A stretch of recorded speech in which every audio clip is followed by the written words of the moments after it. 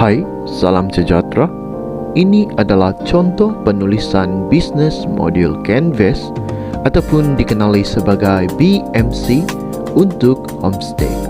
Tuan-tuan dan puan-puan, sebelum memulaikan video ini, jangan lupa like and share, komen, dan subscribe pada channel di bawah.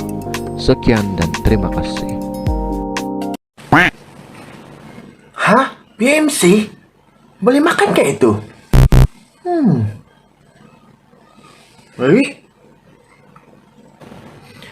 Uncle, BMC itu tidak boleh makan.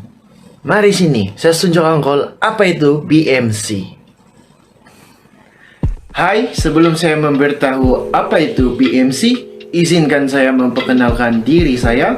Nama saya Darren Dominic George. Ini adalah gambar saya. Dan saya merupakan pelajar Politeknik Kota Kinabalu, Sabah. Dan saya juga berasal daripada Penampang, Sabah. Apa yang kita tunggu? Jom kita ketahui apa itu BMC. BMC merupakan bisnes model Canvas yang mempunyai 9 blok diagram. Yang pertama adalah tawaran nilai, yang kedua adalah segmen pelanggan, yang ketiga adalah saluran, yang keempat adalah hubungan pelanggan, yang kelima adalah aliran pendapatan, yang keenam adalah sumber utama, yang ketujuh adalah aktiviti utama, yang ke-8 adalah rakan kongsi utama, dan yang ke-9 adalah struktur kos. Inilah contoh BMC yang telah saya lakukan untuk homestay. Ini adalah contoh BMC yang telah saya lakukan untuk homestay. Mari kita lihat kepada blok yang pertama, yaitu tawaran nilai. Apakah tawaran nilai? Tawaran nilai adalah apakah tawaran nilai kita kepada pelanggan kita. Contoh, memberi BBQ percuma. Kedua, dapur memasak serta kelengkapan percuma. Ketiga, tempat letak kenderaan yang luas. Keempat, ruang tamu yang luas. Dan kelima adalah keluarga dan kumpulan yang ramai. Contoh 10 hingga 20 orang atau 30 hingga 50 orang. Mari kita ke blok yang kedua, yaitu segmen pelanggan. Segmen pelanggan adalah siapa pengguna produk atau perkhidmatan kita. Sebagai contoh, pelancong daripada luar negara. Yang kedua adalah pelancong dalam negara. Ini adalah pengguna produk atau perkhidmatan kita. Mari kita ke blok yang ketiga, yaitu saluran. Saluran adalah bagaimana pelanggan mendapat maklumat tentang perkhidmatan atau produk kita. Dia terdapat dua cara, yaitu secara luar talian ataupun secara dalam talian. Jika di luar talian, ia mungkin telah direkomendasi daripada orang tempatan. Walau bagaimanapun, jika secara dalam talian, ia telah disalurkan ke Facebook, WhatsApp, dan Instagram. Mari kita ke blok yang keempat, yaitu hubungan pelanggan. Hubungan pelanggan adalah bagaimana kita dapat berinteraksi dengan pelanggan kita. Sebagai contoh, owner tinggal berdekatan bagi memastikan keperluan dipenuhi.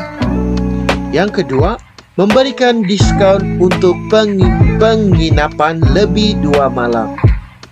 Ini adalah contoh hubungan pelanggan bagi homestay ini. Mari kita ke blok yang kelima, aliran pendapatan.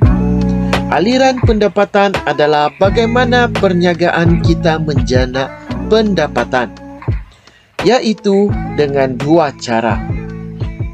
Yang pertama adalah mengusahakan homestay, dan yang kedua adalah menjual sayur-sayuran. Dan kita ke blok yang keenam, yaitu sumber utama.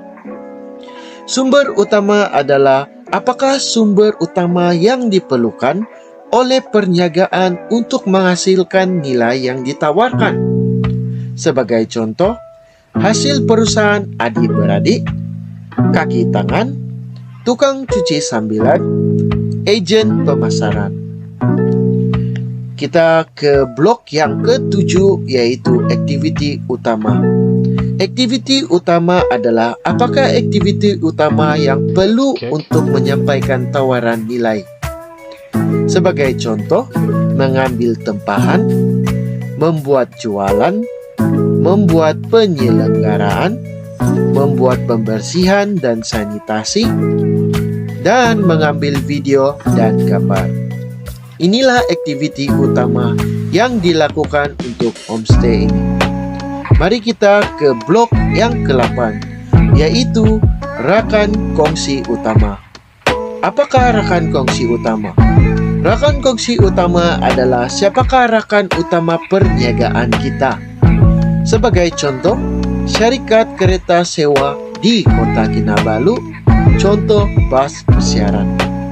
Yang kedua adalah jabatan kerajaan yang meluluskan lesen perniagaan kita. Yang ketiga adalah pengusaha kedai makan dan minum. Yang keempat adalah Persatuan Pengusaha Homestay. Dan yang kelima adalah Kementerian Pelancongan. Ini adalah rakan kongsi bagi homestay ini. Dan kita akan pergi kepada blok yang terakhir, yaitu yang ke-9, yaitu struktur kos. Apakah struktur kos? Struktur kos adalah apakah kos-kos yang terpenting dalam model perniagaan kita. Sebagai contoh, bil dan utility, barang luak seperti garam dan gula, gaji kaki tangan, penyelenggaraan berkala, dan komisen kepada adik-beradik dan agen pemasaran. Dan itu adalah contoh BMC untuk homestay. Oh, itu pula BMC. Terima kasih ya. So guys, Anda sudah tahu apa itu BMC? Terima kasih kerana telah menyokong channel ini. Saya ada 2 soalan bagi Anda yang sedang menonton video ini. Yang pertama, apakah jenis perniagaan yang Anda ingin mulakan atau telah mulakan? Yang kedua, apakah jenis BMC yang Anda ingin lihat pada video yang seterusnya? Anda boleh menjawab soalan ini pada ruang komen di bawah. Terima kasih atas sokongan Anda. Ingat, perniagaan adalah satu pelayanan. Sekian, terima kasih.